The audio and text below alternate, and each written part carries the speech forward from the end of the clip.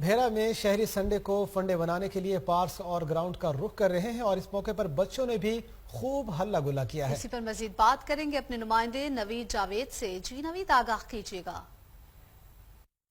بھر کی مصروفیت کے بعد بھیرا کے شہریوں کی کوشش ہوتی ہے کہ اتوار کے دن کو بھرپور طریقے سے فیملی کے ساتھ منائیں اور سنڈے کو فنڈے میں بدل دیں۔ موسم کی بات کی جائے تو گزشتہ روز ہونے والی بارش سے گرمی کی شدت میں کافی کمی دیکھنے میں آئی ہے۔ محکمہ موسمیات کے مطابق تحصیل بھیرا میں زیادہ سے زیادہ 36 سینٹی گریڈ درجہ حرارت ریکارڈ کیا گیا ہے۔ بھیرا شہر میں بھی چھوٹے بڑے سنڈے کو فنڈے منانے کے لیے پارک کا رخ کرتے نظر آ رہے ہیں۔